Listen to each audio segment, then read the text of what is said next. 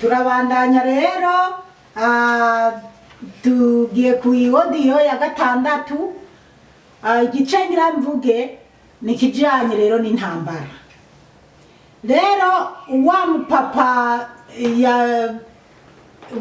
yari karashorera muri ibyo bintu by'amajini, nawene kumure turamugarukako nyuma, ariko ngiye kubabwira ibintu bijanye n'intambara y'93. Rero murazi mu Burundi Ndadaye yari yamamaje kuzoba perezida. Jewe rero nakunda kwigira muri meeting ya Frodebu, nkunda Ndadaye cyane. Rero mugabo muhira mama nawe akaba umuyiprona, kandi gatuma mama abo umuyiprona nuko babura matari abategetsi barabayiprona bo, kandi bari bashiri bakundana n'abavyeyi banje. Mugaje n'umwana w'umukobwa nabona ibihinda nkayinda navyo, ubwo nyene je nikundira kuja muri meeting za Frodebu. Noneho rero mama kabimbuza akanambira ko Frodebu itotsinda, ko ngomba kubandanya ndi nkaba umuyiprona.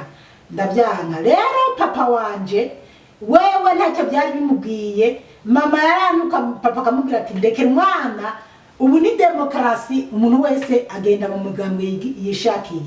Iyo Ndadaye yaza kwiyamamaza, ndibuka yigeze kuza kwiyamamaza nyene ahantu iwacu ku Mwumba. Hanyuma jewe nyene natwara urabona n'inkoko, nkashiramo udushugwe, naranajishe udukoko twiza, nkashiramo amashugwe ngenda ndamuterera. Hanyuma n'abandi kandi baraba bafise amashugwe tukamuterera Ndadaye. Noneho n'abanyeshure biga kuri college Ibuye bakanyahira amashugwe bakampa basi. Mugabo nataha muhira mama kababara kantuka, mbese jewe na mama kuburyo umenga twasubiranyemo tutakivuga rumwe na mama kubera ibyo bintu nari nagiye mu bya Frodebu. Bantu b'Imana, data mu 72 yigeze guhigwa bagira bagende kumwica, yanatekeye agira agende mu Rwanda, mbona papa wiwe ngo hari ukuntu nyene baza batora abantu bagenda kubica. Nawe rero ikete ryo kugenda kwicwa we na sogokuru ryari ryasohotse. Rero yaragifise wa mudamu wa mbere ataratora mama 72. Papa yagiye kwambuka mu Rwanda hunze, mugabo nyuma ngo acazi humure rivuga ko atabantu bakongera kwicwa, ko haji humure mu Burundi. Data rero acasubira muhira akibundabunda ku mupaka wo mu Rwanda ngo bahungira i Rwanda. Hanyuma acagaruka mu Burundi, aba mu Burundi kuko yoba yatoye mama nko mu 74.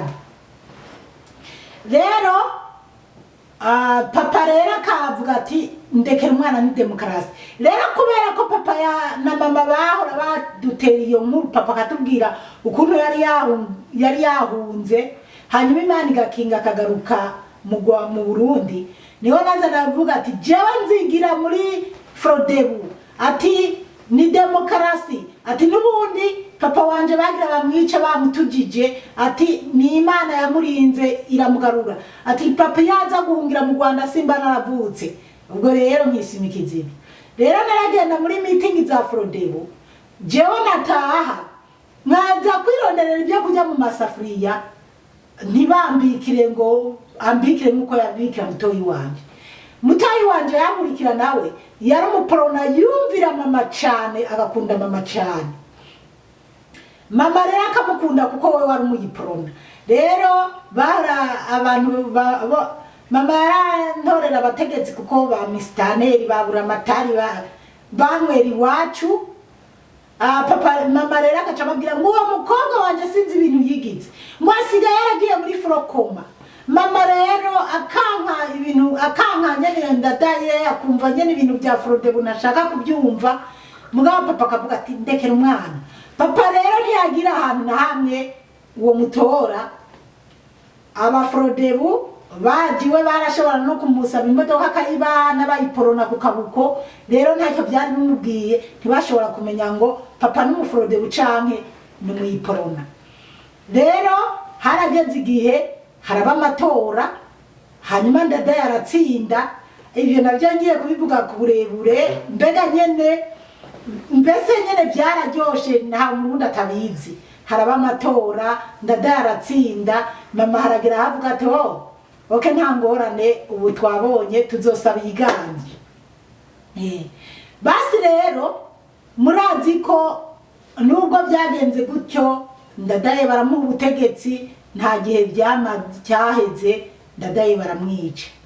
Bamaze kwica ndadaye intambara rero biratanguye. Bana b'Imana ngira ndababwire inkomezi zo kubaha Imana no gusenga. Hanyuma bishe ndadaye intambara iratangura. Ndibuka rero aho bavuga ngo ndadaye bamufashe, harabaye abana baraja ku mashure. Genda narababwiye nari narahevye kwiga, nari naragiye kwiga igatsinda niga muri foyer ibintu byo kubarira. Je n'umutayeri ni impuzu nambaye ni jewe nidodera.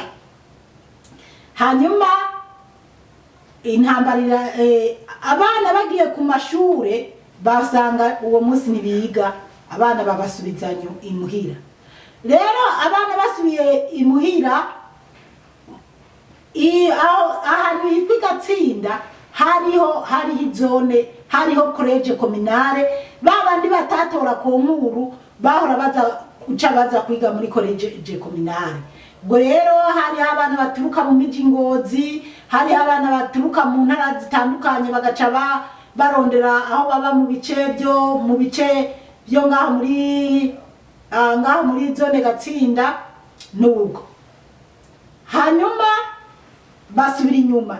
Rero wa mugabo nababwira umwe yari umutezi wa Gatarina yitwa Farasi, umwe yari yashatse kushorera muri bya bindi by'amajini gusaba amahera.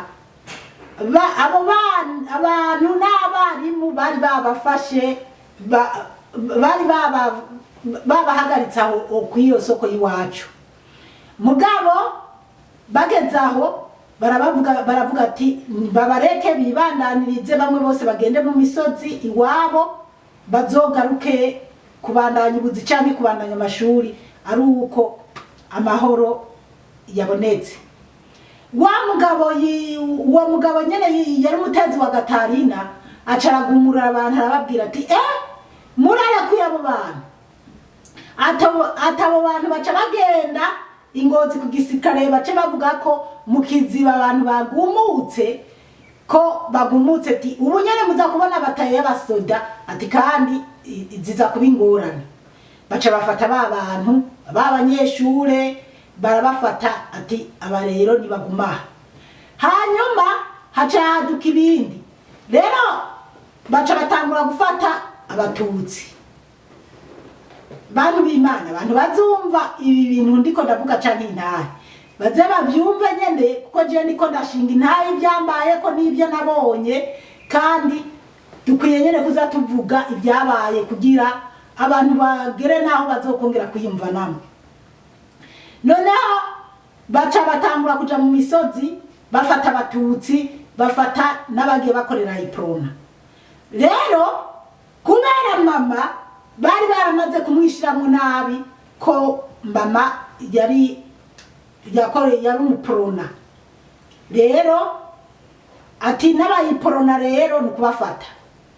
Hanyuma ubwo nyene misitanteri yari misitanteri wa komine yari komine Buye, ndumva canke se yari komine Buye, yari yarahindutse ari komine Buye. Misitanteri ahantu hitwa Igatsinda amanuka ku ipikipiki, hanyuma arashika ahantu mu Kiziba. Ubwo abantu bonyene batangwe kugumuka no kwicira ibiti babirambika mu mabarabara.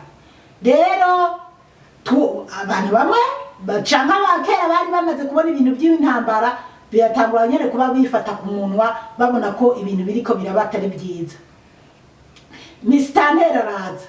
Rero misitanteri ahagarara nyene ahantu urumva hari ku isoko, na handi abantu bari bicaye babahagaritse, na babandi abantu bariko baravuga ati abakoreye iprona bose nukubafata, ati bahirahiye bakica Ndadaye ati nabone baca bicwa. Niyo rero umugabo umwe kandi yari inshuti yabi wacu yahora aza kunywera iwacu yanuka ngo genda mufate na Mukakaraveri nawene n'umuporona mubi na wa mukobwa kubera ko muhiri wacu ko umukobwa yamurikira yagenda kumugaragaro muri iprona kandi mama yanuka kumugaragaro bazi neza na neza ko mama atumva ibintu bya Frodebo nubwo hanyuma batanguye guza bafata abo bantu nubwo Mistanteri rero asanze bafasha abantu bariko barabafata Mistanteri kabisa arahoyahoyesha arababwira ati nimureke abantu nibagende mu mihanira mu bareke bataye wabo kandi nimureke ntihagire abantu mukura mu mihana yabo nimureke Ndadaye ntacyaba nta ngorane ariko arakoresha inama abantu kugira ntihagire akaguma gahava kaha ubwo nyene haba hahanutse umuntu avuye ahani gatsinda iyo Mistanteri yaba acavuga ngo yo ngo muka Mistanteri ngo n'abandi bantu ngo n'umuryango wiwe ngo baramutse ngo bamaze kugenda ngo bariko baragerera mu Rwanda ubwo nyene ngo muka Mistanteri ariko arahunga ngo n'umuryango Mistanteri baravyumvise bigacinda harakaguma aca yatsi pikipiki aca katayisubirira imuhira asubiye imuhira wa mugabo nababwira nyene ko yari umutezi wa gatari na nyene umwe yari yashatse kunshorera muri bya bindi by'amashitani acaragumura rero babantu ngo nubwo Mistanteri ngo avuze ngo abantu ngo bagende ngo ntimubarekure ngo niho yavuga yuko ngo boca bagenda ngo kugisodia kingozi ngo bakabwira abantu yuko mukiziba bagumuze babantu rero baca babagumizaho rero haragereye rero uwo mugabo nako Mistanteri agihagazaho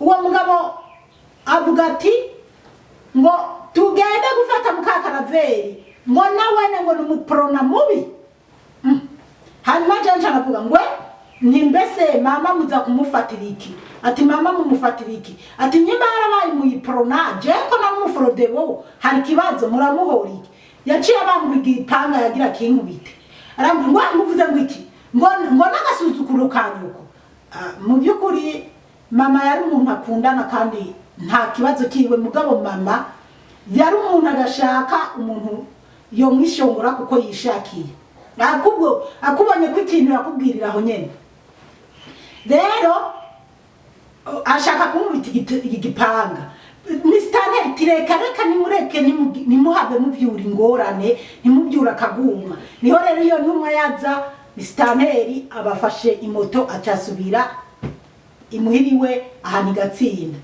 rero harageze igihe ku mugoroba mugabo kweri abantu batangwe kuja mu misozi bafata bitwa abayiporona bakorera yiporona bafata nabo bazi ko ari abatutsi bose baza baraza babarunda aho hantu ku isoko birageragihe n'ahantu babafashe babarunda babashira mu kizu cyari kimangazini ikizu bari barubatse koperative yo kuza baradandarizamwo n'ibintu by'imyaka barimira hamwe mu masosiyete nubwo hagera hageze mwijoro murumva ko mama baguma bamushakashaka jewe rero nkagumana na mama tutangura gusenga kuko nababwiye ko muhiri wacu twakunda gusenga turavye ibintu biriko biraba kandi dutangura kumva baza barabakubita bababwira ati musenge Imana Ndadaye ntibamwice bakarinda bica Ndadaye namwe turarica ubwo rero twebwe tuja mu nzu muri saro tutangura gusenga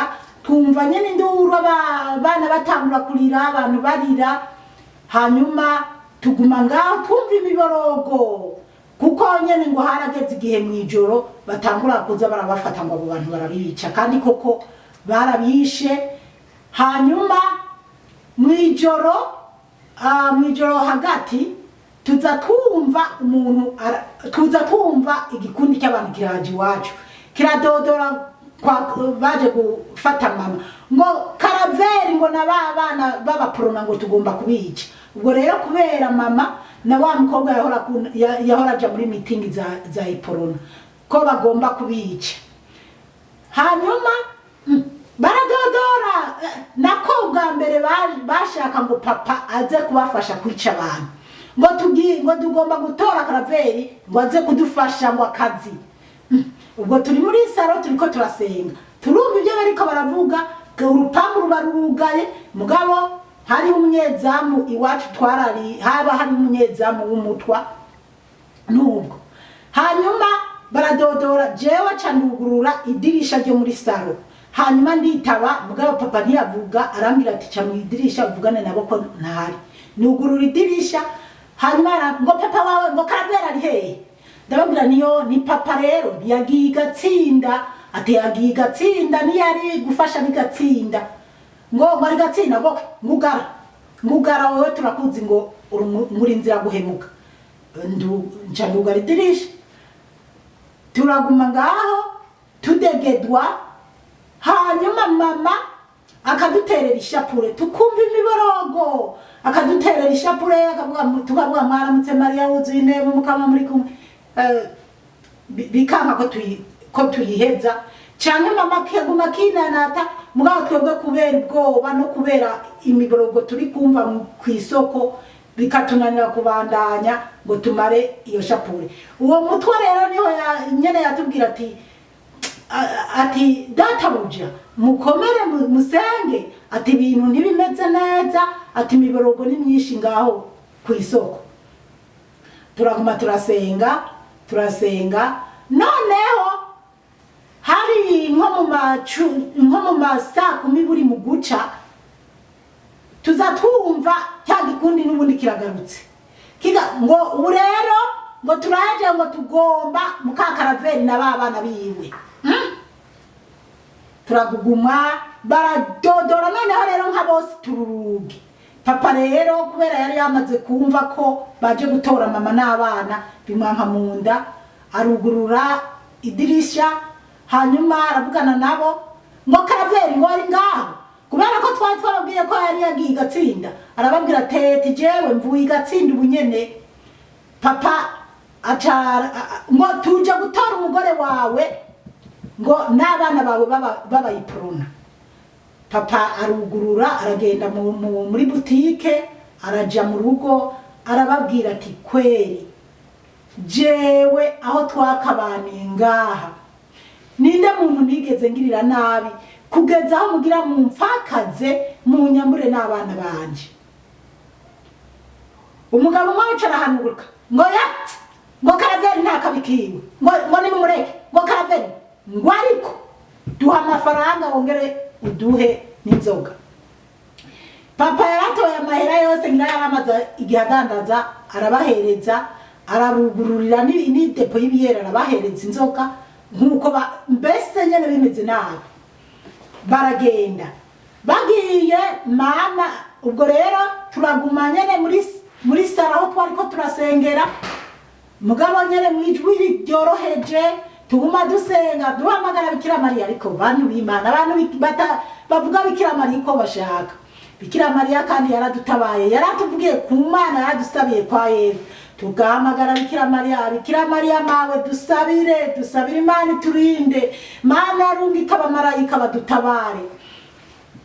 Rero harageraho guca bukeye, tubona abantu bariko barasahura amazu, kandi basahura amazu y'abantu bari baraye bishe.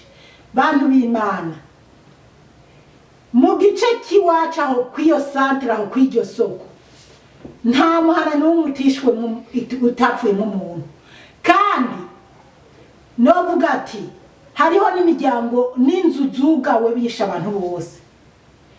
Mugabo umuryango wa papa na mama n'abana, kuko mama yari yarabyaye umwana yagirindwi avuka n'umuhungu, hanyuma mama yari afise abana 7 n'abana 3 bo ku mugore mukuru tukaba abana bakaba 10, na wa mwana mwene wabo na mama yari yarabyaranye na papa, nawe yari yaraje nawe yabiwacu, twara abana 11. Mugabo Imana yaraturinze icyo gihe nta numwe yavuyemo, kandi n'ubu nta numwe aravamo usibye uw'Imana yahamagaye ku Imana ibishatse. Rero mw'icyo gitondo tukabona barasa ibimatera ibintu byiza kuko murumva hari ku isoko, hari ahantu nyene hari abantu b'abatajiri bafise amamodoka, ego hari abantu b'abatajiri bafise amamodoka kweri.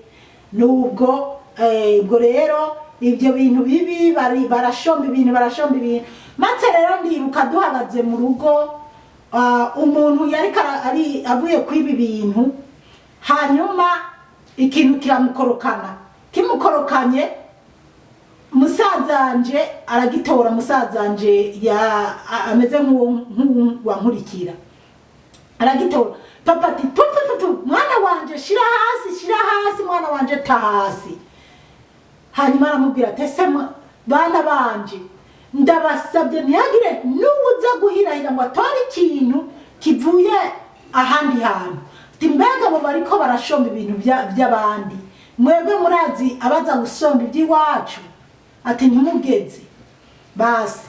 Ubwo rero hageze hari ku mutagataga nko mu masaa 5 tuza tubona agakundi karaje ngo karaveri ngo tubwire ukeneye ibiro bingahe by'inyama. Papa tinyama toya ati je nta nyama nkeneye. Ngo tugiye kubaga inka, mugiye kubaga inka murabizi inka, ngo tugiye kwiraro, ngo tugiye kubaga inka, ngo inka turazifise. Ubwo rero bagomba kuja kubaga inka z'abantu. Hari umugabo yitwa Frederico yaratunze inka kweri, yari umunyarwanda. Ngo tugiye kubaga, ngo inka turazifise. Papa mukwikura yoti nta kibazo naho muri bunzanira ikiro kimwe kiza kuba kimara n'ikiro kimwe. Wundi munagwaya ngo karavera afise umuryango munini, ngo wale mwana turi bukuzanira ibiro 4 canke 5 turakuzanira. Barahise. Papa aratubwira ati bakaramuka bazanye izo nyama ntihagire ubuhirahira ngo ateke, ati muze guca muzifata muziterere muri wese, ntimuhirahire ngo mugire ikintu na kimwe kivuye ku muntu cyasahuwe ku muntu. Tisawa babandi baba baragiye, haciye nk'iminota 30 tuzatumva inkoho zitanguye kuvuga, twumva inkoho twa inkoho ziravuga, turiruka dutangura gusanzara.